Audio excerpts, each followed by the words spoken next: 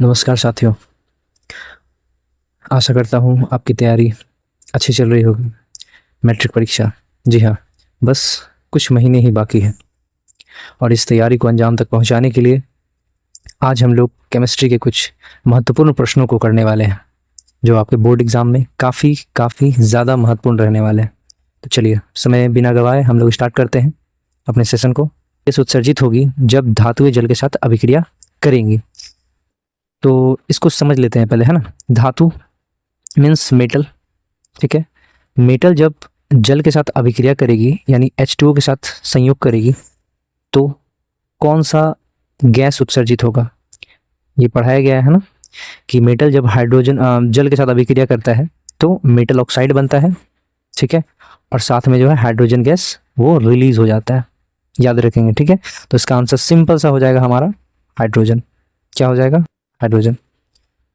चलिए ये क्लियर हो गया होगा ना कि कौन सी गैस उत्सर्जित होगी जब धातुएं जल के साथ अभिक्रिया करेंगी, तो इसका आंसर हो जाएगा हमारा हाइड्रोजन। चलिए नेक्स्ट क्वेश्चन की ओर हम लोग चलते हैं। चलिए दूसरा क्वेश्चन हमारे सामने है कि इलेक्ट्रॉन के स्थानांतरण से बने, हाँ, इलेक्ट्रॉन के स्थानांतरण से बने यौगिक कहलाते हैं। ऑप्शन है हमारे सामने, पढ़ते चलना है। सहसंयोजी, विद्युत संयोजी, कार्बनिक या इनमें से कोई नहीं। तो इसका आंसर क्या हो जाएगा? इसका आंसर हो जाएगा हमारा विद्युत संयोजी। क्या होता है थोड़ा जान लेते हैं। देखिए जैसे कि एक है धातु सोडियम, तो इस पर तो प्लस चार्ज होगा, ठीक है। प्लस चार्ज वो बाद में होगा, पहले ये मान लीजिए कि सोडियम जो है वो परमाणु है। क्या है? परमाणु। और क्लोरीन है यहाँ पे आयन। तो सोडियम जब इलेक्ट्रॉन का त्याग करेगा, है ना, तो वो इलेक्ट्रॉन चला जाएगा क्लोरीन के पास।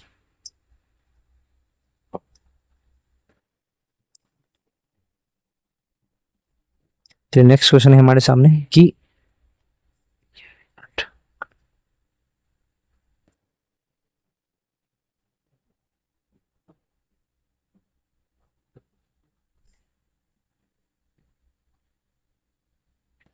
चलिए नेक्स्ट क्वेश्चन है हमारे सामने कि इलेक्ट्रॉन के स्थानांतरण से बने यौगिक कहलाते हैं। क्या है ऑप्शन? सहसंयोजी, वैद्युत संयोजी, कार्बनिक या फिर इनमें से कोई नहीं। इसका सही आंसर हो जाएगा हमारा वैद्युत संयोजी। सिंपल सा चीज याद रखना है, इसमें दो तरह का क्वेश्चन पूछा जाता है। पहला नंबर क्वेश्चन क्या पूछा जाएगा, ये सिंपल सा कि इलेक्ट्रॉन के स्थानांतरण से क्या होता है। तो इलेक्ट्रॉन का स्थानांतरण वर्ड जहां आएगा तो सिंपल सा हम लोग वैद्युत संयोजी मार देंगे, है ना। लेकिन यही क्वेश्चन अगर दूसरा आ जाए कि इलेक्ट्रॉन के भागीदारी से, क्या बोला जाए, इलेक्ट्रॉन के भागीदारी से, है ना, इलेक्ट्रॉन के भागीदारी से जो है वो क्या होता है, तो आंसर हो जाएगा हमारा यहाँ पे सहसंयोजी। क्या हो जाएगा? सहसंयोजी। तो सिंपल सा क्वेश्चन है, इलेक्ट्रॉन के स्थानांतरण से बने यौगिक हमारा हो जाएगा वैद्युत संयोजी। अगर इसी में पूछता कि इलेक्ट्रॉन के भागीदारी से क्या बनता है तो हम लोग आंसर बोल देते सहसंयोजी। चलिए नेक्स्ट क्वेश्चन की ओर बढ़ते हैं हम लोग। हाँ, नेक्स्ट क्वेश्चन है हमारा कि संगमरमर का रासायनिक सूत्र क्या है। रासायनिक सूत्र वाला क्वेश्चन जो है, केमिकल फार्मूला वाला क्वेश्चन जो है हमारे एग्जाम में पूछा जाता है, तो इसको बढ़िया से करके रखना है। चलिए तो संगमरमर का रासायनिक सूत्र क्या है? CaCO3, MgCO3, CaHCO3 होल 2 या नन। इसका सही आंसर हो जाएगा हमारा CaCO3। कभी कभी एग्जाम में ये पूछ लेता है कि खड़िया, है ना, पूछ लेता है कि खड़िया का रासायनिक सूत्र क्या होगा, तो भी हम लोग को CaCO3 ही मारना है, ठीक है। चलिए नेक्स्ट क्वेश्चन की ओर चला जाए फिर।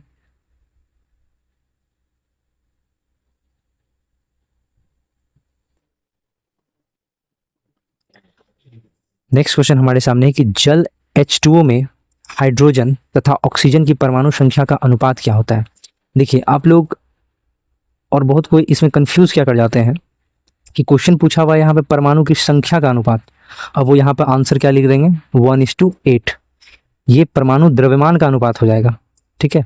चलिए क्वेश्चन फिर से पढ़ते हैं। जल में हाइड्रोजन तथा ऑक्सीजन की परमाणु संख्या का अनुपात क्या है, तो देखिए ध्यान से यहाँ पे H2O जो लिखा हुआ है ना, तो H2O में H का परमाणु संख्या जो है वो कितना है, H का परमाणु संख्या कितना है, यहाँ पे 2 लिखा हुआ है।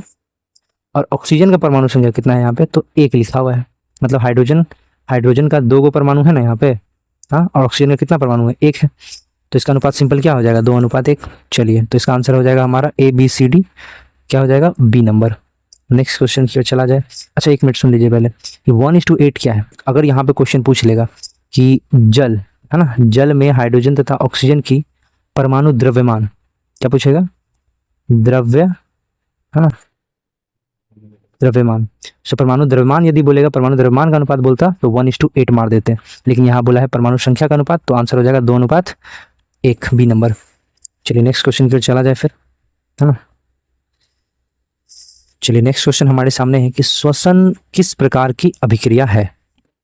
ऑप्शन है हमारे सामने, ए नंबर संयोजन, द्विअपघटन, तीसरा नंबर है उपचयन, चौथा नंबर है ऊष्माक्षेपी अभिक्रिया। आप लोगों ने क्लास में पढ़ा होगा कि श्वसन में जो है वो ऊर्जा निकलती है। क्या निकलती है ना।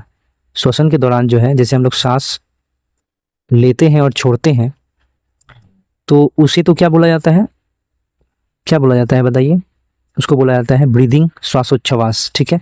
लेकिन यहाँ पे क्वेश्चन है हमारे सामने, श्वसन किस प्रकार की अभिक्रिया है। तो श्वसन के दौरान हम लोग पढ़ें कि ऊर्जा मुक्त होती है, तो याद रखेंगे कि जिस अभिक्रिया में ऊर्जा मुक्त होती है उसे तो बोलते हैं ऊष्माक्षेपी अभिक्रिया। क्या बोलते हैं, ऊष्मा, है ना, ऊष्माक्षेपी।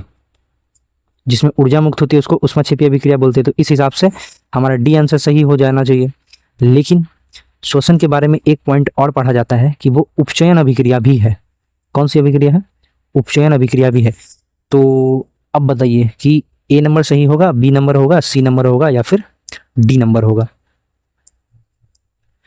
इस तरह के क्वेश्चन में, है ना, आपको ऑप्शन जो है, एक ऑप्शन दिया जाएगा जिसमें लिखा रहेगा सी एंड डी दोनों, सी एंड डी दोनों। तो उसमें हम लोग को टिक किस में करना है, सी एंड डी दोनों में, मतलब उपचयन अभिक्रिया भी होगा और ऊष्माक्षेपी अभिक्रिया भी होगा। चलिए फिर, कंफ्यूज नहीं करना है इसमें, ठीक है। कभी कभी ऑप्शन पे भी खेल होता है ना इसमें कि श्वसन किस प्रकार की अभिक्रिया है। सिंपल दे देगा संयोजन अभिक्रिया, द्विघटन अभिक्रिया, उपचयन अभिक्रिया, और एक कुछ और दे देगा। मान लीजिए कि, है ना, क्या दे देगा, मान लीजिए सिंपल सा है कि अवक्षेपण अभिक्रिया लिख करके दे दिया। क्या दे दिया, अवक्षेपण अभिक्रिया लिख करके दे दिया। तो बोलिए कौन सा सही होगा हमारा। तब तो फिर हम लोग एकदम उपचयन को मार देते हैं कि नहीं। लेकिन यहाँ ऑप्शन क्या है, उपचयन भी दिया हुआ है और ऊष्माक्षेपी भी दिया हुआ है, तो हम लोग दोनों को टिक करेंगे। हमारे सामने ऑप्शन है सी एंड डी दोनों, तो यहाँ पे यही सही हो जाएगा। चलिए नेक्स्ट क्वेश्चन की ओर चला जाए फिर। क्वेश्चन है हमारे सामने कि साग सब्जियों का विघटित होकर कंपोस्ट बनना किस अभिक्रिया का उदाहरण है। ये याद होना चाहिए आप लोग को कि ये, चलिए ऑप्शन पढ़ लेते हैं। ऊष्माशोषी अभिक्रिया, ऊष्माशोषी अभिक्रिया, दूसरा है ऊष्माक्षेपी अभिक्रिया, तीसरा है उभयगामी, चौथा है प्रतिस्थापन। इसमें हम लोग दो के बारे में समझ लेते हैं। ऊष्माशोषी अभिक्रिया क्या होता है, जिस अभिक्रिया में ऊष्मा का, है ना, जिस अभिक्रिया में ऊष्मा या ऊर्जा का अवशोषण होता है। क्या होता है, अवशोषण होता है ना, अवशोषण होता है, उसको बोलेंगे ऊष्माशोषी अभिक्रिया। तो क्या लगता है आपको, इसमें ऊष्माशोषी होगा क्या नहीं। चलिए आगे देखते हैं। ऊष्माक्षेपी क्या है, अभी थोड़ा देर पहले पढ़े थे कि ऊष्मा का उत्सर्जन होगा। ऊष्मा का क्या होगा, ऊष्मा का उत्सर्जन, है ना।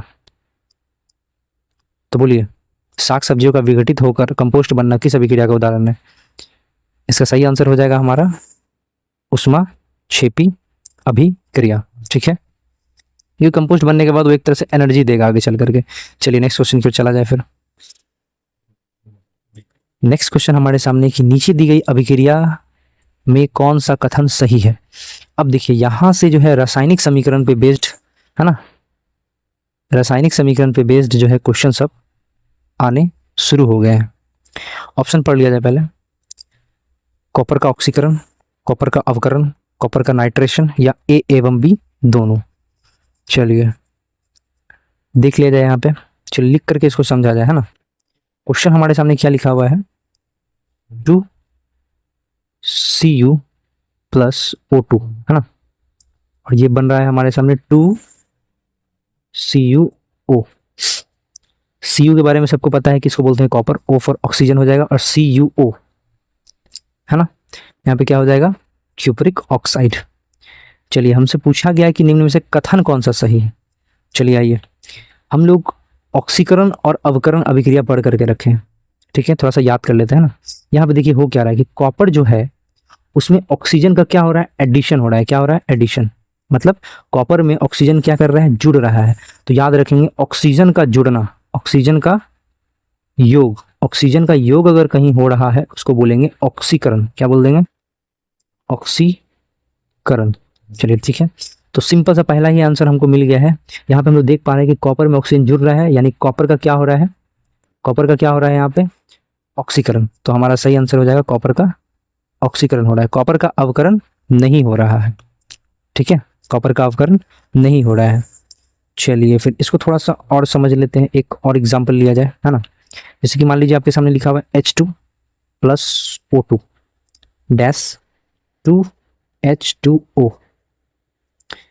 ठीक है, H2O के बारे में लोगों को पता है, जल है, वाटर है। चलिए आगे चलते हैं। यहाँ पे अगर आपसे पूछा जाए कि यहाँ पे हाइड्रोजन का क्या हुआ है, ऑक्सीकरण हुआ है या फिर अवकरण हुआ है, हम लोग देख पा रहे हैं कि हाइड्रोजन में जो ऑक्सीजन जो है वो जुड़ा है, क्या हुआ है, ऑक्सीजन का योग हुआ है। तो हाइड्रोजन में ऑक्सीजन का, है ना, योग हुआ है, तो हाइड्रोजन का क्या हो गया यहाँ पे, ऑक्सीकरण। क्या हो गया, ऑक्सीकरण। ठीक है, ऑक्सीकरण। चलिए फिर ये तो क्लियर हो गया होगा, है ना। नेक्स्ट क्वेश्चन की ओर चलते हैं हम लोग। चलिए नेक्स्ट क्वेश्चन हमारे सामने है कि सिल्वर क्लोराइड का रंग क्या है, बताइए, श्वेत, पीला, हरा या काला। इसका सिंपल सा आंसर है, मेमोरी बेस्ड क्वेश्चन है, इसका आंसर हो जाएगा हमारा श्वेत। क्या हो जाएगा, श्वेत। चलिए फिर नेक्स्ट क्वेश्चन देखिए, रंग वाला जो क्वेश्चन ध्यान रखना है। तो 1 और 2 लेशन में, 1 और 2 लेशन में जो भी रंग आधारित जो क्वेश्चन होता है, जैसे कि सिल्वर क्लोराइड का रंग क्या है, इस तरह का जो क्वेश्चन है उसको एकदम कर लेना है। ठीक है, एग्जाम में पूछा जाता है। चलिए फिर नेक्स्ट क्वेश्चन की ओर बढ़ा जाए। चलिए क्वेश्चन क्या लिखा हुआ है हमारे सामने कि CuO, एक बार लिख लेते हैं ना, CuO plus H2 dash Cu plus H2O, है ना, ये किस अभिक्रिया, किस प्रकार की अभिक्रिया है। चलिए अभी थोड़ा देर पहले हम लोग एक क्वेश्चन पढ़े थे जिसमें हम लोग ऑक्सीकरण अवकरण समझे थे। ऑक्सीकरण को बोला जाता है उपचयन, क्या बोलते हैं, ऑक्सीकरण, है ना, ऑक्सीकरण को बोलते हैं उपचयन, और अपचयन बोलते हैं अवकरण को। किसको, अवकरण को। चलिए फिर क्वेश्चन पे आ जाया जाए। CuO plus H2 dash Cu plus H2 किस प्रकार की अभिक्रिया है, ध्यान से देखिए यहाँ पे क्या नजर आ रहा है, उपचयन A नंबर, B नंबर अपचयन, C नंबर उदासीनीकरण, D नंबर रेडॉक्स रिएक्शन। क्या लग रहा है, उदासीनीकरण क्या हो सकता है यहाँ पे, उदासीनीकरण क्या हो सकता है, नहीं हो सकता है, क्योंकि उदासीनीकरण के बारे में आप लोग पढ़े होंगे कि जहाँ पे एसिड प्लस बेस मिलता है ना, और सॉल्ट बनाता है, क्या बनाता है, सॉल्ट और वाटर बनाता है, तो उसको बोलते हैं हम लोग उदासीनीकरण अभिक्रिया। तो इस क्वेश्चन में, है ना ही एसिड है ना ही बेस है, तो उदासीनीकरण का ऑप्शन तो कट जाएगा हमारा। चलिए ये तो हो गया, तो बताया जाए इसका आंसर क्या होगा। चलिए देखिए यहाँ पे इसका आंसर हमारा जो है बड़ा सिंपल सा है कि रेडॉक्स हो जाएगा। क्या हो जाएगा, रेडॉक्स। रेडॉक्स के बारे में आप लोग पढ़े हैं, रेडॉक्स रिएक्शन में क्या होता है कि वैसी अभिक्रिया जिसमें ऑक्सीकरण भी हो रहा है, ठीक है, जिसमें ऑक्सीकरण भी हो रहा है और साथ में अवकरण भी हो रहा है, मतलब उपचयन भी हो रहा है और अवचयन भी हो रहा है, उसे बोलेंगे हम लोग रेडॉक्स रिएक्शन। और ध्यान में रखना है ये जो लिखा हुआ है question Cu plus H2 dash Cu plus H2O, ये आंसर हमारा हो जाएगा रेडॉक्स रिएक्शन। चलिए नेक्स्ट क्वेश्चन की ओर फिर बढ़ा जाए।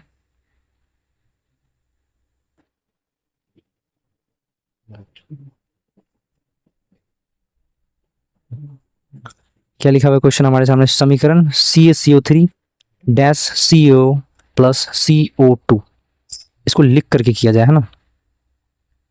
क्या है क्वेश्चन हमारे सामने, CaCO3 dash CaO plus CO2।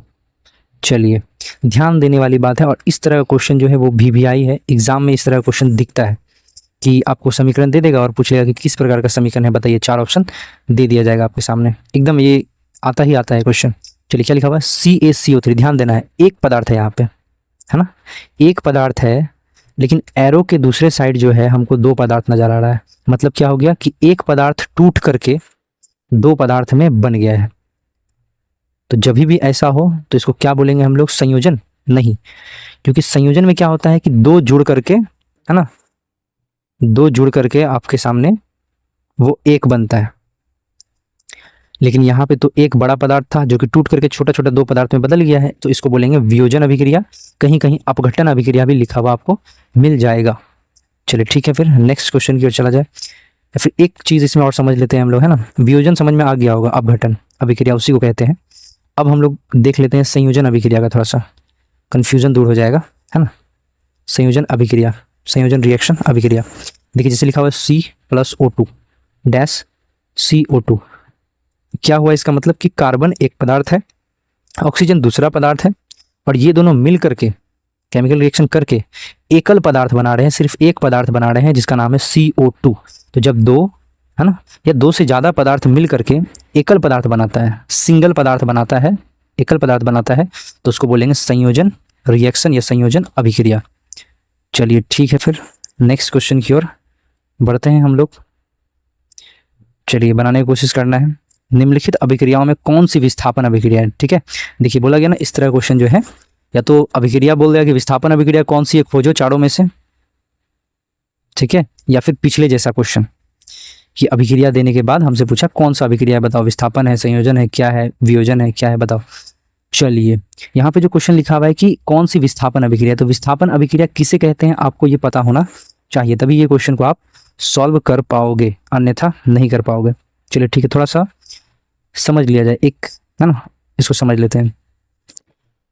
चलिए जैसे कि मान लीजिए, है ना, ए और बी, ए मेटल है और बी नॉन मेटल है। चलिए, और सी मतलब ए भी अपना घर में खुश था, ठीक है, ए भी अपना घर में खुश था। ए क्या था अपना, ये धातु था, और बी क्या था, अधातु था, अधातु। चलिए ठीक है, और सी क्या है हमारे सामने, मान लीजिए धातु या अधातु में से कुछ है, चलिए मान लेते धातु है। अब होगा ये कि ए भी अपना घर में खुशी खुशी रह रहा था, है ना, लेकिन अब इसकी ज़िंदगी में आ गया सी, और सी के पास जो है वो ज़्यादा क्रियाशीलता है। सी के पास क्या है, ज़्यादा क्रियाशीलता है, तो वो क्या करेगा कि ए बी में से ए को डिस्प्लेस कर देगा, ए को हटा देगा उसके घर से, और खुद उसके घर पे आ जाएगा। तो अब आंसर हमारा हो जाएगा CB प्लस ए। क्या हो जाएगा, CB प्लस ए। कुछ समझ में आया आपको क्या बोला गया है? चलिए फिर से एक बार, है ना, इसको थोड़ा सा समझ लिया जाए कि ए और बी जो है अपने घर में खुश थे एकदम। ए था धातु और बी था अधातु। इसके ज़िंदगी में एक धातु आ गया और वो ज़्यादा क्रियाशील है, वो ज़्यादा क्रियाशील है। तो ये क्या करेगा पता है, इस कम क्रियाशील धातु को, ए को, उसके घर से निकाल देगा, मतलब ए बी में से ए को हटा देगा और सी आ जाएगा खुद, तो हो जाएगा CB प्लस ए। इस तरह की अभिक्रिया को बोलते हैं प्रतिस्थापन अभिक्रिया या फिर विस्थापन अभिक्रिया। अब ये समझने के बाद हम लोग क्वेश्चन पे आते हैं और इसका जवाब आप लोग खुद ही दीजिएगा। चलिए ठीक है, जवाब देना है आपको खुद से। चलिए कौन सी विस्थापन अभिक्रिया, आइए देखते हैं। CaCO3 plus CO plus CO2, इसमें तो कुछ बन रहा है नहीं बन रहा है तो बताया ही नहीं, तो ये तो ऐसा ही कट जाएगा, छोड़ दीजिए इसको। दूसरा ऑप्शन में आते हैं, क्या लिखा हुआ है, CaO plus 2HCl dash CaCl plus H2O, ठीक है। तीसरा ऑप्शन क्या लिखा हुआ है, Fe plus CuSO4 dash FeSO4 plus Cu। इसको देखने से ऐसा लग रहा है कि Fe एक है धातु और CuSO4, है ना। देखिए कॉपर अलग, मतलब कॉपर है, और ये क्या है, सल्फेट। तो ये लोग मिल करके कॉपर सल्फेट एक घर में रह रहा था, लेकिन इसके ज़िंदगी में आ गया Fe जो कि ज़्यादा क्रियाशील धातु है। वो क्या करेगा, Cu को उसके घर से भगा देगा, है ना, खुद वहाँ चला जाएगा। तो बन जाएगा हमारा आंसर FeSO4 प्लस Cu। तो Fe क्या किया, Cu को उसके घर से निकाल दिया ना, तो इसको बोलेंगे विस्थापन अभिक्रिया। तो आंसर हमारा C सही हो जाएगा, ठीक है, C हमारा आंसर सही हो जाएगा। अच्छा, डी नंबर के बारे में, चलिए इसका आंसर तो क्लियर है कि C ही होगा, लेकिन डी नंबर जो लिखा हुआ है उसको थोड़ा डिस्कस कर लेते हैं। मान लीजिए क्वेश्चन ऐसा आ गया कि NaOH plus HCl dash NaCl plus H2O, ये कौन सी अभिक्रिया है? ऑप्शन आपको 4 दे देगा। चलिए लिख लेते हैं इसको, है ना, कि NaOH प्लस HCl डैश क्या बना रहा है, ये NaCl बना रहा है और प्लस H2O बना रहा है। ये कौन सी अभिक्रिया है? 4 ऑप्शन दे देगा आपके सामने। बोलिए, संयोजन अभिक्रिया है, दूसरा नंबर वियोजन अभिक्रिया है ना, तीसरा नंबर उदासीनीकरण अभिक्रिया है, या फिर चौथा नंबर मान लीजिए आप कुछ भी अपने मन से, नॉट, कोई नहीं इनमें से। क्या होगा इसका आंसर? ये क्वेश्चन पूछा गया। बोलिए, NaOH, ध्यान से देखना है, इस पदार्थ में OH है है ना, NaOH सोडियम हाइड्रोक्साइड ये हो गया क्षार, HCl ये हो गया आपका अम्ल। तो जब अम्ल जो है वो क्षार से अभिक्रिया करता है और NaCl लवण है और साथ में यहाँ जल बन रहा है, तो ये डेफिनेशन किसका है, ये डेफिनेशन है उदासीनीकरण अभिक्रिया का। एग्जाम में क्वेश्चन पूछा हुआ है, आगे भी पूछ सकता है। चलिए ध्यान रखेंगे, आगे चलते हैं, नेक्स्ट क्वेश्चन की ओर चलते हैं। अगला क्वेश्चन है हमारे सामने कि रासायनिक अभिक्रिया के दौरान किसी पदार्थ में ऑक्सीजन का योग क्या कहलाता है। थोड़ा देर पहले ही हम लोग इस कॉन्सेप्ट को डिस्कस किए हैं कि कोई पदार्थ है, मान लीजिए ये बॉक्स जो है वो एक पदार्थ है, ठीक है, और इसमें अगर ऑक्सीजन जुड़ रहा है तो इस प्रोसेस को बोलेंगे ऑक्सीकरण। क्या बोलेंगे, ऑक्सीकरण, और उसी का नाम होता है उपचयन। क्या नाम होता है, उपचयन। तो नाम में फंसना नहीं है, उपचयन ही ऑक्सीकरण है, उपचयन ही ऑक्सीकरण है, ठीक है। तो इसका आंसर क्या हो जाएगा अभी बताइए, अपचयन, उपचयन, संचारण या इनमें से कोई नहीं, इसका आंसर हो जाएगा उपचयन, ठीक है। चलिए इसी से रिलेटेड एक और क्वेश्चन पूछ लेगा। यहाँ पे क्या लिखा हुआ, ऑक्सीजन का योग यानी ऑक्सीजन का वृद्धि क्या कहलाता है, तो आंसर उपचयन था। अब क्वेश्चन क्या पूछ लेगा कि ऑक्सीजन का ह्रास, क्या पूछ लेगा, ऑक्सीजन का ह्रास या ऑक्सीजन की मात्रा में कमी क्या कहलाएगी, तो इसका आंसर देंगे हम लोग अपचयन। क्या दे देंगे, अपचयन, या फिर इसी को बोलते हैं हम लोग अवकरण। क्या बोलते हैं, अवकरण। चलिए ठीक है, फिर नेक्स्ट क्वेश्चन की ओर बढ़ा जाए। क्या लिखा हुआ है क्वेश्चन, 30 नंबर क्वेश्चन है हमारे सामने कि एक भूरे रंग का चमकदार तत्व है X, उसको वायु की उपस्थिति में गर्म कर रहे हैं। मतलब एक है पदार्थ जिसका नाम है X, उसको वायु की उपस्थिति में हम लोग गर्म कर रहे हैं। चलो ठीक है, तो वो काला रंग का हो जाता है, किस रंग का हो जाता है, काला रंग का हो जाता है। तो X का नाम बताइए। देखिए सोडियम को गर्म करने पर वो काला नहीं हो रहा है, मैग्नीशियम भी है ऑप्शन में, कॉपर है ऑप्शन में, के है ऑप्शन में, पोटेशियम। इसका सही आंसर हो जाएगा हमारा Cu, कॉपर। आप लोग देखे भी होंगे कॉपर के तार, है ना, कॉपर के तार को। इसका सही आंसर हो जाएगा कॉपर, क्योंकि कॉपर को अगर हम लोग वायु की उपस्थिति में जलाते हैं तो वो जो है काला रंग का हो जाएगा। नेक्स्ट क्वेश्चन की ओर बढ़ा जाए। चलिए नेक्स्ट क्वेश्चन क्या है हमारे सामने कि Na2SO4। अच्छा ध्यान रखना है आप लोगों को कि ये जो लिखा हुआ है रासायनिक फार्मूला Na2SO4, तो इसका आप लोग को रासायनिक नाम पता होना चाहिए। ये केमिकल फार्मूला लिखा हुआ है CF, मतलब मान लीजिए केमिकल फार्मूला, तो आप लोग इसका केमिकल नाम है ना CN केमिकल नेम जो है याद रखना पड़ेगा और याद रखना चाहिए, ठीक है।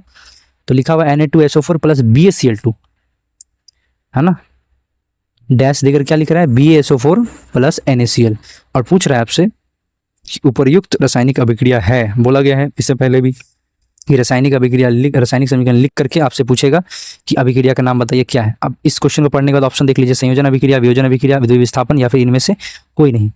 आप ही बताओ संयोजन अभिक्रिया क्या हो सकता है। देखो ये सब सारा क्वेश्चन याद करना तो पॉसिबल नहीं है, लेकिन अगर हम लोग के पास स्किल है, हम लोग को समीकरण देखना आता है, तो हम लोग क्वेश्चन को बना सकते हैं। देखिए ध्यान से, संयोजन अभिक्रिया में हम लोग क्या पढ़े हैं कि, है ना, दो या दो से अधिक पदार्थ होगा। जैसे कि मान लीजिए एक A पदार्थ है और दूसरा पदार्थ है B, और ये दोनों मिलकर अगर C एकल पदार्थ बना रहा है तब इसको बोलेंगे संयोजन। लेकिन यहाँ पे क्या है, दो है और इधर भी रिजल्ट भी दो ही मिल रहा है, तो संयोजन अभिक्रिया होने का चांस तो यहाँ खत्म हो जाता है, संयोजन अभिक्रिया नहीं होगा। चलिए दूसरे पे आते हैं। वियोजन अभिक्रिया में क्या पढ़े थे कि एक बड़ा सा तत्व होता है, मान लीजिए C, और वो टूट करके छोटा है ना, दो पदार्थ में बटेगा। एक बड़ा सा पदार्थ है C, वो टूट करके दो छोटे पदार्थ में बट जाएगा A और B, तब इसको बोलेंगे हम लोग वियोजन। लेकिन क्या यहाँ पे ऐसा लग रहा है आपको, क्या आपको ऐसा लग रहा है कि यहाँ वियोजन अभिक्रिया होगा? नहीं होगा। चलिए ये भी खत्म। दूसरा ऑप्शन है हमारे द्विविस्थापन, और अगला ऑप्शन है इनमें से कोई नहीं। इसका सही आंसर जो है वो हो जाएगा द्विविस्थापन अभिक्रिया। द्विविस्थापन अभिक्रिया आप लोगों ने पढ़ा होगा। इसको याद रखने के लिए हम लोग ऐसा समझ सकते हैं कि AB, मतलब एक पदार्थ है उसमें A जो है वो प्लस रख रहा है और B जो है माइनस रख रहा है, ठीक है। प्लस C और D करके एक पदार्थ है जिसमें C प्लस रख रहा है और D माइनस रख रहा है।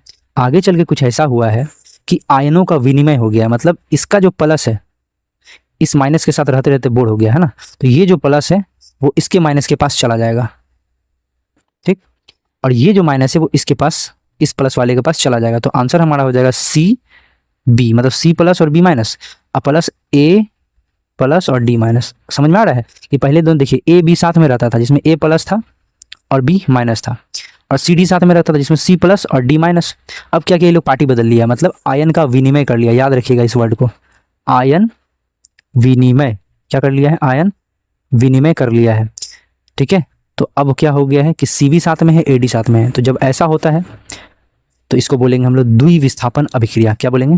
द्विविस्थापन अभिक्रिया। क्यों? क्योंकि ए बी के घर में, है ना, ए बी के घर में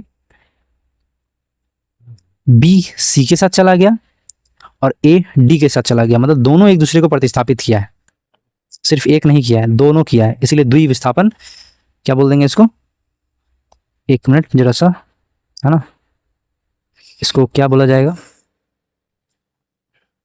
इसको बोल देंगे हम लोग द्वि, कहाँ चला गया, एक मिनट, द्विविस्थापन अभिक्रिया। चलिए ठीक है, फिर ये क्लियर हो गया होगा। तो एक बार हम लोग क्वेश्चन की ओर नज़र दौड़ा लेते हैं, है ना। चलिए क्वेश्चन की ओर नज़र दौड़ा लिया जाए। सो इसका आंसर क्या हो जाएगा? 40 नंबर क्वेश्चन का आंसर हमारा हो जाएगा द्विविस्थापन अभिक्रिया। चलिए ठीक है, फिर नेक्स्ट क्वेश्चन की ओर बढ़ा जाए। चलिए ठीक है, नेक्स्ट क्वेश्चन की ओर बढ़ा जाए। जिंक तथा सल्फ्यूरिक अम्ल, क्या लिखा हुआ है? जिंक तथा सल्फ्यूरिक अम्ल के बीच कौन सी, मतलब अभिक्रिया जब होती है तो कौन सी गैस निकलती है? देखिए ये सब क्वेश्चन आपको याद होनी चाहिए, या नहीं तो आज के बाद से याद होनी चाहिए, सुनने के बाद, है ना। जिंक मतलब Zn और प्लस HCl, जब इसकी अभिक्रिया होती है तो हमारा ZnCl2 ये बनता है और साथ में H2 गैस रिलीज हो जाता है। तो इसका सिंपल सा आंसर था इस क्वेश्चन का, ऑक्सीजन, कार्बन डाइऑक्साइड, H2 या N2। इसका सिंपल सा आंसर हो जाएगा हाइड्रोजन गैस। तो याद रखेंगे जिंक। अच्छा, जिंक है क्या? धातु है या अधातु है? तो इसका आंसर हो जाएगा मेटल, यानी धातु है, ठीक है। तो कभी भी जिंक धातु सल्फ्यूरिक अम्ल यानी अम्ल के साथ अभिक्रिया करेगी तो H2 गैस ही देगी।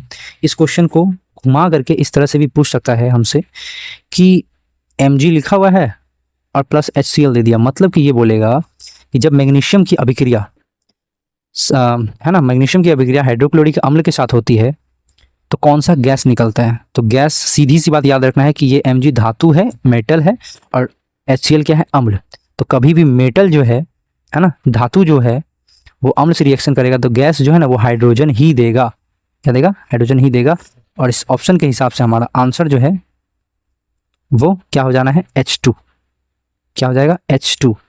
चलिए फिर, तो क्लियर है कि जिंक और सल्फ्यूरिक अम्ल के बीच अभिक्रिया से कौन सी गैस निकलती है? तो H2। नेक्स्ट क्वेश्चन की ओर चला जाए फिर। चलिए क्या लिखा हुआ है क्वेश्चन? रासायनिक अभिक्रिया में भाग लेने वाले पदार्थ को क्या कहा जाता है? बेसिक सा क्वेश्चन, एकदम बउआ वाला क्वेश्चन है कि नहीं। अभिकारक, उत्पादक, अभिकारक एवं उत्पाद दोनों, या इनमें से कोई नहीं। देखिए रासायनिक अभिक्रिया में भाग लेने वाले पदार्थ को जो है वो क्या बोला जाता है? हमारा अभिकारक, है ना। और अगर इसी में पूछ देता कि रासायनिक अभिक्रिया में निर्मित होने वाले पदार्थ को, निर्मित पदार्थ को क्या बोला जाता है, तो हमारा आंसर हो जाता प्रतिफल या उत्पाद, है ना। प्रतिफल या फिर उत्पाद। चलिए नेक्स्ट क्वेश्चन की ओर फिर बढ़ा जाए। अच्छा चलिए फिर से एक समीकरण वाला क्वेश्चन। तो समीकरण वाला क्वेश्चन आपका पीछा नहीं छोड़ेगा, इसका मतलब आपको उसको पीछा करना है ना, सीख करके एकदम। चलिए क्वेश्चन लिख लेते हैं एक बार, है ना। क्या लिखा हमारे सामने? H2 plus O2 dash 2H2O। ये क्वेश्चन पढ़ाया हुआ है, अभी पढ़ाए थे कुछ देर पहले, कि समीकरण H2 प्लस O2 जो है वो मिल करके H2O बना रहा है। तो ये कौन सी अभिक्रिया? देखिए ध्यान से, आप ही लोग बताइए ये कौन सी अभिक्रिया है। चलिए ये क्वेश्चन तो थोड़ा देर पहले बताए भी हैं, इसका डायरेक्ट आंसर बताए थे संयोजन अभिक्रिया। क्यों? क्योंकि इसमें एक पदार्थ और एक पदार्थ मिल करके सिंगल प्रोडक्ट बनाया है, सिंगल प्रोडक्ट। तो इसका आंसर हमारा संयोजन अभिक्रिया हो जाएगा। चलिए नेक्स्ट क्वेश्चन की ओर फिर बढ़ा जाए। क्या क्वेश्चन है हमारे सामने कि प्रकाश संश्लेषण क्रिया में ऑक्सीजन बाहर निकलता है। प्रकाश संश्लेषण की जो प्रक्रिया होती है उसमें ऑक्सीजन बाहर निकलता है किससे? जल से, कार्बन डाइऑक्साइड से, ग्लूकोज से, या डिक्टियोजोम से। इसका सही आंसर हो जाएगा जल से। किससे? जल से। हालांकि ये क्वेश्चन आप लोग बायो में भी पढ़े होंगे, चलिए कोई बात नहीं। फिर भी निम्न में से कौन सा उत्पाद लेड नाइट्रेट को गर्म करने पर प्राप्त होता है? चलिए थोड़ा सा कलम कॉपी आप लोग को भी चलाना है और इस क्वेश्चन को कमेंट बॉक्स में आप लोग को आंसर देना है, ठीक है। इस क्वेश्चन को कमेंट बॉक्स में आंसर देना है। चलिए अगर इसमें यही पूछ लिया जाए कि लेड नाइट्रेट का, है ना, लेड नाइट्रेट का रासायनिक सूत्र क्या है, वो भी आप लोग कमेंट बॉक्स में लिखिएगा, ठीक है। लेड नाइट्रेट का सूत्र भी कमेंट बॉक्स में लिखना है और इसका आंसर भी कमेंट बॉक्स में आप लोग को देना है। कुछ कुछ मेहनत आप लोग को भी करना है। चलो ठीक है, नेक्स्ट क्वेश्चन की ओर फिर चला जाए। लोहे से जिंक को लेपित करने की क्रिया को क्या कहते हैं? सिंपल सा क्वेश्चन है, संचारण, गैल्वेनीकरण, पानी चढ़ाना या विद्युत अपघटन। लोहे पर जब जिंक की लेपित चढ़ाते हैं या जिंक की परत चढ़ाते हैं तो उसको बोलते हैं जस्तीकरण या फिर गैल्वेनाइजेशन। जस्तीकरण याद रखना है, ठीक है, उसी को बोलते हैं गैल्वेनाइजेशन। चलिए फिर नेक्स्ट क्वेश्चन की ओर बढ़ा जाए। क्या लिखा हुआ है क्वेश्चन हमारे सामने कि ये क्वेश्चन उम्मीद करेंगे आप लोग बनाइएगा क्योंकि आज ही डिस्कस किए हैं। ZnO+C, क्या लिखे हैं साइड में लिख लेते हैं, ZnO। इसका नाम क्या है बोलिए तो? जिंक ऑक्साइड है ना। और जब ये कार्बन के साथ रिएक्शन करता है तो Zn+CO बनता है। आपको बताना है कि कौन सा कथन सत्य है। ध्यान से देखिए, यहाँ पे क्वेश्चन में बोल क्या रहा है, कार्बन उपचयित हो रहा है, ZnO उपचयित हो रहा है, कार्बन अपचयित, कार्बन मोनोऑक्साइड उपचयित। कहने का मतलब है कि ये क्वेश्चन उपचयन अपचयन पे यानी ऑक्सीडेशन रिडक्शन पे बेस्ड है। पहले तो ये समझ में आना चाहिए हम लोगों को। अब चलिए देखते हैं हम लोग हो क्या रहा है इसमें। इसमें हम लोग देख पा रहे हैं कि ऑप्शन नंबर ए में क्या बोल रहा है कि कार्बन उपचयित हो रहा है, कार्बन उपचयित हो रहा है। और हम लोग ध्यान से भी देखेंगे कि इधर अभिकारक वाले साइड से जब प्रतिफल बनता है तो कार्बन में जो है ऑक्सीजन जुड़ जा रहा है। तो कार्बन में अगर ऑक्सीजन जुड़ रहा है, ऑक्सीजन का योग हो रहा है, तो उसी को तो उपचयन बोलते हैं ना। यानी कार्बन का यहाँ पे ऑक्सीजन जुड़ना, हम लोग बोल सकते हैं कि कार्बन उपचयित हो रहा है। सही बात है, गलत बात नहीं है, ठीक है, गलत बात नहीं है। चलिए ए नंबर तो हमारा फिर सही लग रहा है। बी नंबर के बारे में क्या ख्याल है? चलिए इसको थोड़ा सा एक्सप्लेन कर लेते हैं ना। इसको पहले हम लोग एक्सप्लेन कर लेते हैं, लेकिन इसका आंसर पहले हम लोग टिक कर ही लेते हैं, नहीं तो फिर दिक्कत होगा। तो सिंपल सा क्वेश्चन है, इसका आंसर हमारा हो जाएगा ए नंबर कि कार्बन उपचयित हो रहा है। चलिए अब इसको एक्सप्लेन कर लेते हैं थोड़ा सा। ZnO+C, zinc oxide plus carbon, dash देखे देखो, Zn+CO, CO means carbon monoxide. चलिए देखते हैं अब आगे, ध्यान से देखिए। अगर हमसे पूछेगा कि ZnO का क्या हो रहा है, देखिए यहाँ पे तो ZnO था, मतलब इसमें ऑक्सीजन था, लेकिन जब अभिक्रिया हुआ तब देख रहे हैं कि यहाँ से Zn से तो ऑक्सीजन गायब है। इसका मतलब ऑक्सीजन का कमी हो गया। क्या हो गया? ऑक्सीजन का कमी। तो ऑक्सीजन का कमी जो होता है उसको क्या बोलेंगे, उपचयन कि अपचयन? हम लोग बोल देंगे अपचयन, ठीक है। तो अगर पूछेगा ZnO का क्या हो रहा है तो बोलेंगे कि ZnO का अपचयन, ZnO का अपचयन या ZnO अपचयित हो रहा है। अपचयन या अवकरण दोनों एक ही बात है। चलिए क्लियर है कि पूछेगा कि ZnO का क्या हो रहा है तो हम लोग बोलेंगे ZnO का अपचयन या अवकरण हो रहा है। और वहीं पूछ लेगा कि कार्बन का क्या हो रहा है, भैया बता दो तो जरा सा। तो हम लोग देख पा रहे हैं कि कार्बन का क्या हो रहा है, ऑक्सीजन जुड़ रहा है, तो कार्बन का हो गया उपचयन। चलिए क्लियर है फिर, है ना। क्वेश्चन पे आ जाए। हाँ तो ये तो क्वेश्चन हो ही गया था ना कि ZnO+C डैश Zn+CO क्या हो रहा है यहाँ पे, तो बोलेंगे कार्बन उपचयित हो रहा है क्योंकि कार्बन में आगे ऑक्सीजन जुड़ रहा है। नेक्स्ट क्वेश्चन की ओर बढ़ा जाए फिर। चलिए हमारे सामने एक और क्वेश्चन है, जिंक तथा लेड कॉपर की अपेक्षा, देखिए क्रियाशील, ऑप्शन देखिए पहले, क्रियाशील सब जगह बोल रहा है ना। क्वेश्चन कहाँ से है ये भी समझना जरूरी होता है। आप लोग एक चीज पढ़े होंगे, सक्रियता श्रेणी। क्या पढ़े होंगे? सक्रियता श्रेणी। टॉपिक देखिए वो सब टॉपिक का क्वेश्चन पूछा है ना। सक्रियता श्रेणी पढ़े होंगे जिसमें देखे होंगे आप लोग कि सोडियम ज़्यादा क्रियाशील है, मैग्नीशियम कम क्रियाशील है ना, मैग्नीशियम कम क्रियाशील है, उससे कम क्रियाशील है एल्युमिनियम, मतलब इसी तरह से जो है आगे दिया हुआ है, उस चार्ट को देखना है और इस पे क्वेश्चन पूछा है। तो देखिए यहाँ जिंक लेड बोल रहा है, कॉपर बोल रहा है, वहाँ पे कुछ और भी पूछ सकता है, तो हम लोग को चार्ट याद करना है सक्रियता श्रेणी वाला। क्लियर, ठीक है। तो हम लोग सक्रियता श्रेणी को देख लेंगे, ये आप लोग का होमवर्क भी एक तरह से। चलिए इस क्वेश्चन का आंसर दे दिया जाए कि जिंक तथा लेड कॉपर की अपेक्षा क्या है। सिंपल सी बात है कि अधिक क्रियाशील। अगर आपको ये याद है ना, अगर सक्रियता श्रेणी याद है तो बता दीजिएगा। इसका आंसर हो जाएगा अधिक क्रियाशील है। जिंक लेड कॉपर की अपेक्षा अधिक क्रियाशील है। सक्रियता श्रेणी में जिंक है ना, लेड का पीबी है ना, तो उसके बाद ही जाकर के कॉपर जो है कहीं आता है, इस तरह से। चलिए फिर आगे चला जाए। हमारे सामने एक और क्वेश्चन है कि वे अभिक्रियाएं जिनमें अभिकारक के बीच आयनों का आदान प्रदान, थोड़ा देर पहले हम लोग पढ़े थे है ना, कि आयनों का विनिमय जहाँ पे होता है, आयन का विनिमय जहाँ होता है, आदान प्रदान जहाँ होता है, उसको हम लोग क्या बोलेंगे, तो द्विविस्थापन अभिक्रिया, सिंपल सा, संयोजन नहीं बोल सकते हैं, वियोजन नहीं, द्विविस्थापन अभिक्रिया हो जाएगा। ठीक है, विस्थापन भी नहीं होगा, ध्यान रखना है। ठीक है, यहाँ पे द्विविस्थापन होगा। चलिए फिर नेक्स्ट क्वेश्चन की ओर चला जाए। ये क्वेश्चन देख के आप लोग को खुद से बनाना है, क्योंकि अभी सिखाए हैं ना। Mg है, O2 है, सॉरी गलत हो गया है यहाँ पे, इसको जरा सा मिटा लिया जाए, है ना। चलिए क्या लिखा हुआ है हमारे सामने कि 2mg plus O2 dash 2mgO, मतलब मैग्नीशियम है, उसका अभिक्रिया ऑक्सीजन से हुआ और बन गया मैग्नीशियम ऑक्साइड। मतलब एक पदार्थ दूसरा पदार्थ मिल करके एकल पदार्थ बना रहा है, सिंगल प्रोडक्ट बना रहा है, तो इसको क्या बोलेंगे? संयोजन नहीं बोलेंगे? बिल्कुल बोलेंगे। आंसर हमारा वियोजन, उपचयन, अपचयन, विस्थापन और संयोजन। आंसर हमारा हो जाएगा संयोजन अभिक्रिया। तो लगभग हम लोग सीख चुके हैं कि वियोजन क्या होता है ना। उपचयन अपचयन को ही रेडॉक्स रिएक्शन बोलते हैं, ये भी देख ही लिए हैं, विस्थापन भी देख ही लिए और संयोजन भी देख ही लिए। तो वो जो कॉन्सेप्ट बताया गया है उसको समझना है। देखिए आप लोग किताब से डेफिनेशन रटा दिया जाता है, लिख लेते हैं, क्वेश्चन सॉल्व नहीं होगा। क्वेश्चन सॉल्व होगा इस तरह से, है ना, इस तरह से सीखने से। चलिए फिर नेक्स्ट क्वेश्चन की ओर बढ़ा जाए। चलिए जल्दी जल्दी करते हैं, है ना।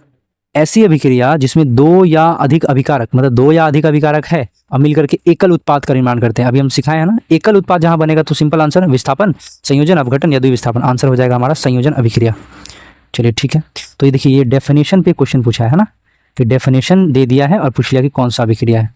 तो ध्यान रखना इस तरह क्वेश्चन को। एक क्वेश्चन इसमें और क्या पूछ सकता है, सुनिए, है ना। क्या बोलेगा कि ऐसी अभिक्रिया जिसमें कि एकल पदार्थ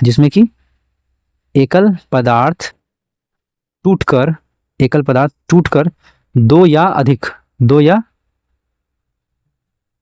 अधिक भागों में बढ़ जाते हैं, तो उसको क्या बोलेंगे? तब आंसर हो जाएगा वियोजन अभिक्रिया।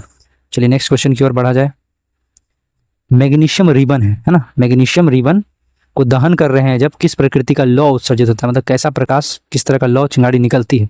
ऑप्शन है लाल चमकदार, हरा चमकदार, श्वेत चमकदार, नीला चमकदार। आंसर हो जाएगा श्वेत चमकदार। चलिए ठीक है, फिर नेक्स्ट क्वेश्चन की ओर बढ़ा जाए। क्या है? धात्विक ऑक्साइड को किस प्रकार का ऑक्साइड कहा जाता है? ये क्वेश्चन एग्जाम में लगभग देखने को मिलता है, याद रखिएगा। ठीक है, इसको हम लोग थोड़ा सा समझ लेते हैं कि धात्विक, है ना, धात्विक ऑक्साइड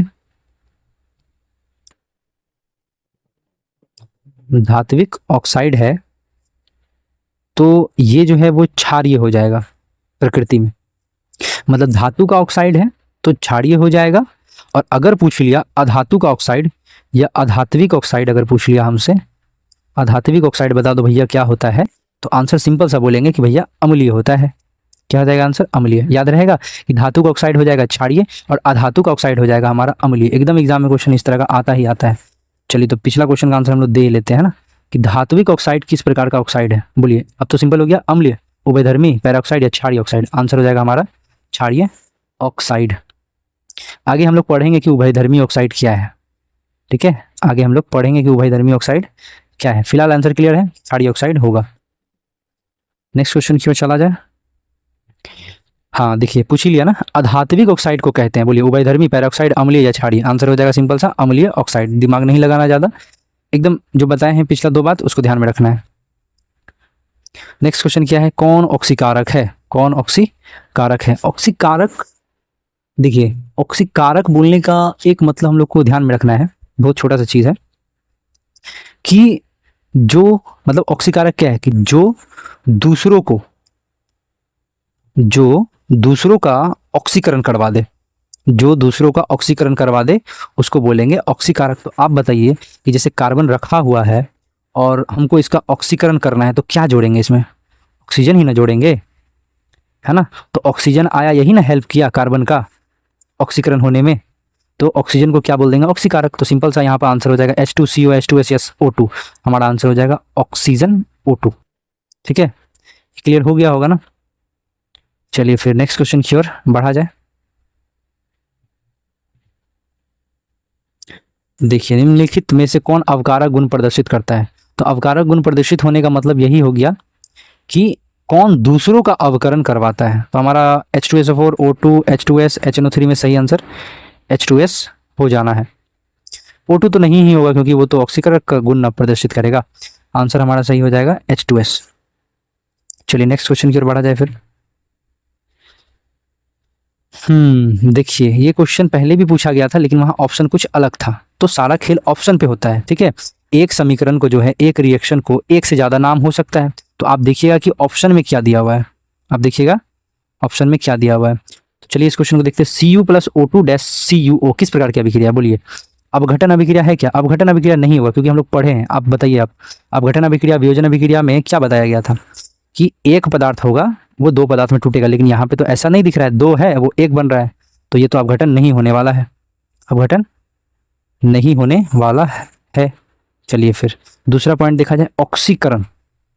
उम्मीद तो लग रहा है क्योंकि कॉपर के साथ जो है, कॉपर के साथ O2 जुड़ा है यहाँ पे, है ना, तो ऑक्सीकरण हो सकता है, लेकिन आगे देखते हैं हम लोग। देखिए उदासीनीकरण होगा क्या, आप लोग सोच के बताइए। तो उदासीनीकरण होगा, अभी थोड़ा देर पहले जो है हम लोग पढ़े थे, उदासीनीकरण अभिक्रिया हमारा कहाँ पर दिखता है।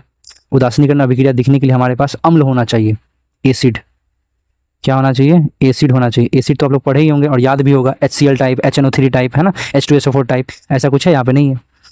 तो एसिड होना चाहिए और बेस होना चाहिए, और उधर सॉल्ट और वाटर बनेगा, तब जाकर के हम बोलेंगे उदासीनीकरण। तो ये भी ऑप्शन यहाँ होने वाला नहीं है। तो अवक्षेपण भी नहीं होगा, तो इसका सही आंसर जो है हमारा हो जाएगा ऑक्सीकरण। क्या हो जाएगा हमारा सही आंसर? ऑक्सीकरण। चलिए फिर ठीक है, नेक्स्ट क्वेश्चन की ओर बढ़ा जाए। ध्यान से समझते चलना है, ठीक है, और जो रिएक्शन वाला सब बताए हैं उसको थोड़ा सा, ठीक है, समझते हुए और कॉपी में नोट करते हुए चलेंगे तो आप लोग का प्रॉब्लम सॉल्व हो जाएगा। चलिए 32 नंबर क्वेश्चन सॉल्व किया जाए। क्या है? अभिक्रिया जिसमें आयनों का आदान प्रदान, अभी थोड़ा देर पहले ही डिस्कस कर चुके हैं ये सब क्वेश्चन, है ना। आयनों का आदान प्रदान जहां बोलेगा तो द्विविस्थापन मार देना है, मतलब दोनों जगह से आयनों का आदान प्रदान हो रहा है, ठीक है। क्या हो जाएगा? द्विविस्थापन अभिक्रिया। नेक्स्ट क्वेश्चन की ओर बढ़ा जाए। क्या है नेक्स्ट क्वेश्चन? चांदी के संक्षारण, मतलब चांदी पे जंग लगता है उस पर किस तरह का रंग आ जाता है, किस तरह का रंग का परत बनता है, हरा, उजला, काला या फिर लाल। इसका आंसर सही हो जाएगा हमारा काला। आप लोग देखे होंगे पायल जो होता है ना, ठीक है, लेडीज लोग जो पहनती है पायल, तो कुछ समय के बाद उस पर काला कालापन आ जाता है, उसका रंग जो है वो हल्का हल्का झड़ने लगता है, कालापन आ जाता है, ठीक है। इसका मतलब उस पर जंग लग रहा है। तो चांदी का जंग उस तरह का होता है। लोहा का जंग कैसा होता है? लोहे पर जंग लगने की क्रिया को क्या कहते हैं?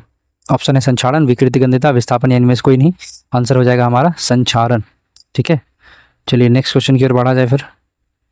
अच्छा, चिप्स की थैली में चिप्स को उपचयन से बचाने के लिए कौन सी गैस भरी जाती है? Oxygen, nitrogen, helium, methane. ये सब मेमोरी बेस्ड क्वेश्चन है ना, याद होना चाहिए। नाइट्रोजन आंसर हो जाएगा। चलिए ठीक है, नेक्स्ट क्वेश्चन की ओर फिर बढ़ा जाए। नम वायु की उपस्थिति में लोहे की बनी हुई वस्तुओं पर कुछ समय पश्चात जंग लग जाता है जिससे काफी क्षति होती है, इस क्रिया को क्या कहते हैं? देखिए जंग लगता है तो इस क्रिया को क्या कहेंगे? अपचयन, संक्षारण, उदासीनीकरण या अपघटन। इसका आंसर हो जाएगा हमारा संक्षारण, है ना। क्या हो जाएगा? संक्षारण। अच्छा, आपसे पूछेगा अगर संक्षारण कौन सी प्रक्रिया है बताइए तो, ऑक्सीकरण या अवकरण, यही दोनों में पूछेगा अगर तो बोल देंगे ऑक्सीकरण। क्या बोल देंगे? ऑक्सीकरण। नेक्स्ट क्वेश्चन की ओर बढ़ा जाए फिर। हाँ, निम्न में से कौन अवकारक है? ये क्वेश्चन तो थोड़ा देर पहले भी किए थे। निम्न में से कौन अवकारक है? तो इसका आंसर हो जाएगा H2S। श्वसन किस प्रकार की रासायनिक अभिक्रिया? ये भी क्वेश्चन कुछ देर पहले हुआ था, ध्यान से देखिए। ऑप्शन पे भी डिपेंड करता है ना, ऑप्शन चेंज होने से आंसर भी चेंज हो जाता है। उपचयन है क्या? श्वसन। संयोजन है क्या? ऊष्माक्षेपी है या ऊष्माशोषी है? देखिए हम लोग तो पढ़े हैं श्वसन में ऊर्जा भी निकलता है, तो ऊष्माक्षेपी अगर बोल देंगे तो कोई गलती नहीं है, ठीक है। और श्वसन जो होता है वो ऑक्सीकरण अभिक्रिया भी होता है, यानी उपचयन भी होता है। क्यों? क्योंकि इसमें ऑक्सीजन का संयोग होता है कि नहीं। श्वसन जो लेते हैं, श्वसन में क्या होता है? श्वसन में क्या होता है? श्वसन का डेफिनेशन आप लोग बायो में पढ़े होंगे, है ना, कि ग्लूकोज जो होता है, ग्लूकोज जब ऑक्सीजन से रिएक्शन करता है ना, और उधर जो है पदार्थ कुछ मिलता है और साथ में जो है क्या मिलता है हमारा? कार्बन डाइऑक्साइड के साथ साथ एनर्जी, बहुत सारा एनर्जी मिलता है। चलिए ठीक है, तो श्वसन प्रक्रिया में क्या होता है? ग्लूकोज जो है ऑक्सीजन से संपर्क में आता है, मतलब ऑक्सीजन से रिएक्शन करता है, तो ऑक्सीजन जुड़ा ना उसमें, तो क्या इसको ऑक्सीकरण नहीं बोल सकते हैं? उपचयन नहीं बोल सकते हैं? बिल्कुल बोल सकते हैं। यानी श्वसन जो है वो उपचयन अभिक्रिया भी है। क्या है? उपचयन अभिक्रिया भी है ना। तो चलिए इस तरह क्वेश्चन में जो है एक ऑप्शन जो है आपको मिलेगा ऐसा, ठीक है, इसी में से एक कट करके एक ऑप्शन देगा जिसमें आपको लिखा रहेगा A एवं C दोनों, तो आंसर हम लोग को A एवं C दोनों ही टिक करना है। चलिए फिर ठीक है, नेक्स्ट क्वेश्चन की ओर बढ़ा जाए। हाँ, निम्नलिखित में से कौन ऑक्सीकारक? ये भी क्वेश्चन तो हो ही गया था, है ना। H2CO, H2S और O2। तो बताया गया था कि ऑक्सीकारक बोले या उपचायक बोले, है ना, उपचायक बोले, कोई दिक्कत नहीं है। तो ऑक्सीकारक और उपचायक का मतलब है जो दूसरों को ऑक्सीकरण करने में हेल्प करे, तो वो कौन करेगा? ऑक्सीजन है ना करेगा। आंसर हो जाएगा हमारा डी, है ना, डी फॉर ऑक्सीजन लिखा हुआ, ये हमारा आंसर हो जाएगा। तो